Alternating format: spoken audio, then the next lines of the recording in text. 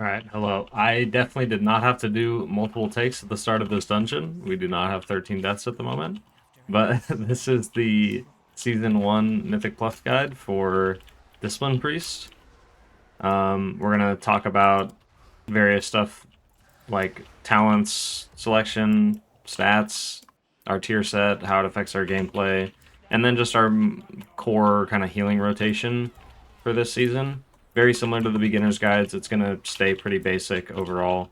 It's not going to cover a lot of advanced topics. Those are going to be for future videos. So we'll go ahead and jump right into it. As far as talent selection right now, we basically can either choose Oracle or Voidweaver. In this video, I'll be talking about Voidweaver because at the moment, it's what most people are playing in like higher keys and whatnot. As people get their tier sets and get more gear, it's seeming like it's going to come out on top. But I'm not entirely sure, so I will also have a video on Oracle. This one will just be a guide to Voidweaver. So going into the stats that we would like to take, and also for the talents, I will have copies to like the builds that I'm using and everything in the description, and then I'll have a link to like the Wowhead article and stuff in case there's, you know, significant changes or anything that happened with the talents in that amount of time. For our stats, we're going to want item level always. Always take item level over anything else. Don't sacrifice item level to get more ideal stats.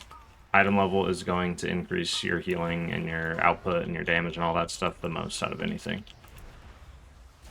For everything else, once we're comparing the same item level of gear, then we can start worrying about what stats are on it, which we want haste and crit the most on everything, and then after that, it's pretty much verse, and then much towards the the back. Oh, I like aim that straight at the warlock. That's kind of my fault. We want mastery last. So haste and crit are the most important. Verse is also a great stat. Mastery, not so much, but it's not terrible. It's just our less ideal stat because it doesn't increase our damage. Next up, we're going to talk about our tier set. So our tier set actually doesn't impact us much at all as far as gameplay-wise. Where it impacts us is just understanding how it works so that we can it can help us make decisions when we need to later on. And all it does is it's going to increase the healing done by our direct heals. So that's going to be flash heal and our power word radiance. So the stuff that applies atonement to people, it's going to make those do more healing. So instead of just being there to apply atonement, those two spells are going to actually like do a significant bump of healing. So if, like, say the tank's taking a lot of damage right here, and we're not just dying because we get blinded, it will actually do a significant portion of the healing done, which is really, really nice. So currently I don't have the tier set, so you won't notice like a big difference or anything like that, but it's something to definitely keep in mind. And we're going to just keep doing this. Oh, we're not letting it reset. That's not good. Oh, there we go. It's reset. Okay. So yeah, direct healing will be a little more impactful for us, which is really nice. And then, but otherwise we can kind of ignore it. It doesn't change our gameplay very much at all. Okay, so now we'll kind of break down our healing rotation. And then as I do the dungeon, I'll kind of, you know, try to use examples of me playing and doing kind of commentary on the rotation. So the first major thing with this piece is you want to apply atonements. So anytime the group needs healing, you're going to just default to pressing power word radiance. And that's going to just apply radiance to everyone around the person you targeted, including the person you targeted. So very nice. That's our easiest way to apply quick atonements to people. And then after that, we're pretty much dealing damage. And as Voidweaver specifically, it's just really important that we use Mind Blast and then follow it up with as many smites as we can. So Mind Blast, and then it empowers our smites for the next like 6 seconds. So I'll show you here when it's back up. So right now I'm kind of waiting, and then I'm like, okay, the tank's going to need some healing, so I'm going to Mind Blast, and then I'm just going to keep pressing Smite over and over. And there are, like, I can weave in penance here and stuff. I don't have to just sit here and press Smite. But the idea is while you have this Rift active after pressing Mind Blast for about 6 seconds, you want to be fitting in as many smites and penance casts as you can, because your smites will just be nice and buffed, so they'll do a lot of extra healing every time you press them. So keep Mind Blast on cooldown, but make sure that you're aware that it's like your most powerful, you know, short burst healing cooldown, basically. So when you use it, it'll be really impactful, but then it's not constantly available. You can't just keep reusing it. You have to wait a little bit. So like right here, we go into this pull, I Mind Blast. The Rift is going to last 8 seconds, but Mind Blast has a 20-second cooldown. So like once this Rift ends, my smites are no longer empowered, and now I kind of have to wait until Mind Blast is back up before I have that big power spike again of healing. So use it when you know that you want that healing. Like here, it's coming back up, so I'll use it.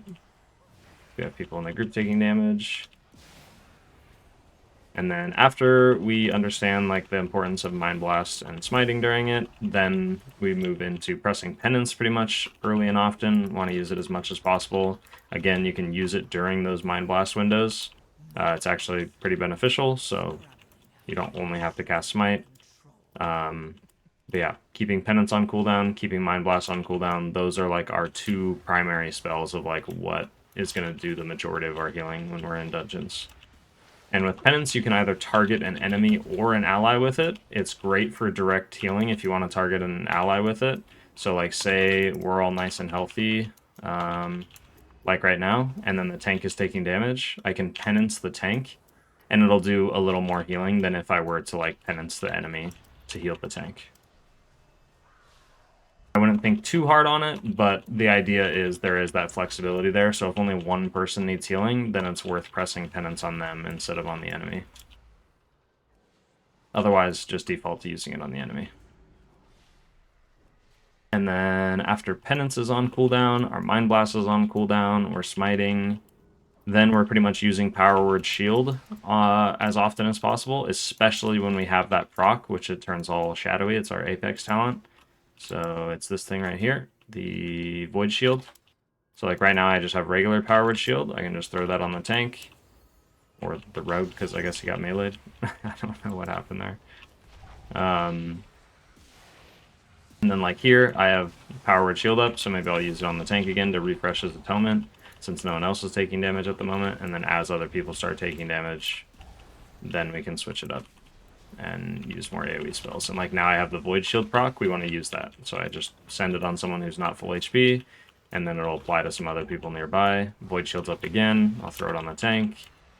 We just want to be using that pretty much as often as possible, because Void Shield is very, very powerful.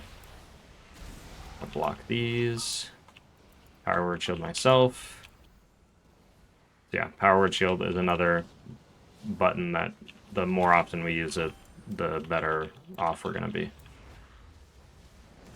And then lastly was the like target selection with the spells I mentioned, like Power Word Shield and Penance, since you can target allies with it.